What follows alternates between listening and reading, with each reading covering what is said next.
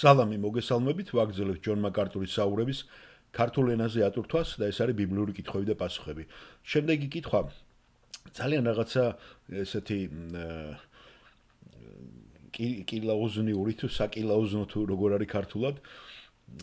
ძალიან ისეთი ის არის ხა მე არ მოსვლე ესეთი კითხვა ტექნიკური თანაც როცა უსმენდა პიროვნება ჯონ მაკარტურის ქადაგებებს რომ ესეთ რაღაცას ყურადღება მიექცა. ზოგს აქვს ხოლმე ესეთი ყურადღება და ალბათ იქიდან მოდის რომ თავის თავს აყენებს ხოლმე იმ ადამიანების რიგში, ვისი გამართლებაც ან რაღაცა უნდა სიმპათიზირება გააკეთოს ან რაღაცნაირად გაუგოს მათ და ლაპარაკია ესეთ რამეზე. მოდით მოусმინოთ რა სიტყვის. მე ესე დავასათაურე, რა მნიშვნელობა ქონდა ქრისტეზე 333 წინასწარმეტყველებას, საიდანაც 109 პირველ მოსვლას ეხებოდა, 224 კი მეორე მოსვლას. და აქედან გამომდინარე პიროვნება სვავს კითხვას. საღამოშვიდობისა ჯონ, მეც მქვია ჯონი. მე ახლა ხან ავიღე, მომივიდა თქვენი აუდიო ქადაგებების 12 სერიანი ქადაგება მეორედ მოსვლის შესახებ. ჯერ ვერ მოახერხე პირველი ფირის თლიანად მოსმენა და რაც მე კითხვა გამიჩნდა არის ის, როდესაც თქვენ იწყებდით ახსენეთ ესეთი რამე, რომ არსებობს 333 სხვადასხვა წინასწარმეტყველება მესიის მოსვლაზე. საიდანაც 109 მუხლი წინასწარმეტყველებს პირველ მოსვლას და 224 წინასწარმეტყველებს მეორე მოსვლას. და ჯონი ხუმრობით უყვარს ჯონ მაკარტურის ხუმრობა. რა, ეხლა ხომ არ გინდათ რომ დავასახელო ისინი, ჩამოთვალო. არა, მე მაქვს უკვე ისინი, ჩემი კითხვა მდგომარეობს იმაში, როდესაც თქვენ მიუთითებთ ბიბლიის თითოეულ ამ კონკრეტულ მუხლზე. თქვენ მიუთითებთ და ამბობთ რომ მე უკვე დავიკარგეო ჩემი აზროვნების მატარებელი, თლიანად დაიკარგაო, იმდენი მუხლები იყო ამის შესახებო. და ჩვენ ვიცით რომ წინასწარმეტყველება თლიანად არ შესრულებულა მეორედ მოსვლის გამო. და მე მაქვს პრობლემა ესეთი.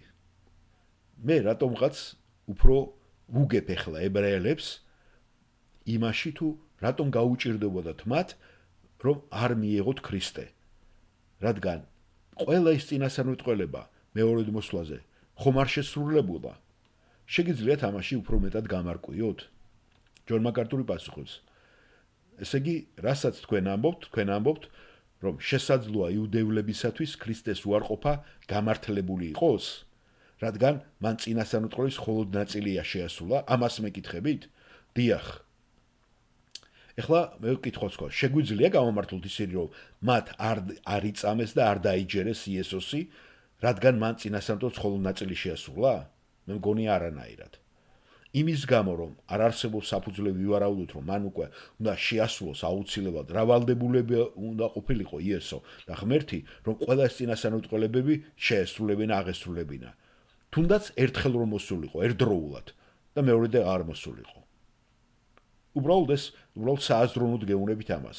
სხვა სიტყვებით რომ ვთქვათ, თუ ის თავდაპირველად მოვიდა და ეს იყო აღსრულება 109 წინასწარმეტყველების, ნუ თუ ეს საკმარისი არ არის.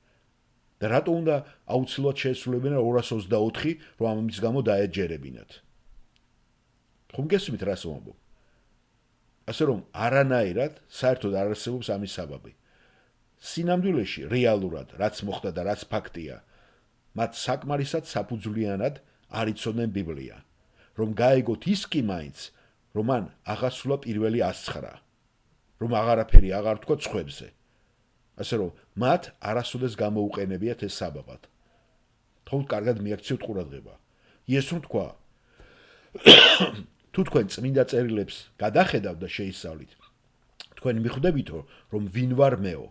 გახსოვთ, მოიძიეთ წმინდა წერილები თქვა მან იოანეს სახარების მე-7 თავში, რადგან ისინი ჩემზე ლაპარაკობენო. ძალიან ბევრი იყო იქ. ეს არ იყო იმდანად ის ფაქტი, რომ ის მისი გამოჩენა არადამაჯერებელი იყო. მე ასე გეტყვით, ეს იყო ის, რომ მათი გულები გაქვავებული იყო. ეს იყო მისესი. ეს იყო თავარი საკითხი. იყო უამრავი მტკიცებულება. მტკიცებულების პრობლემა არ იყო. სასწაულებიც მოახდინა იესომ, განკურნებები, მკვრები აღადგინა. და კიდევ ერთი რამ 224 წინასწარმეტყველი რომლებიც მის შესახებ უნდა იწინასწარმეტყველოს სულაც არ არის 24 განსხვავებული მოვლენა ისინი შეიძლება იყოს მხოლოდ 4 განსხვავებული რამ რომელიც მეორდება 224 ჯერ გასაგებია დიახ გმადლობთ ახლა გასაღებია კეთილი და პატიოსანი თუ ახლა გასაგებია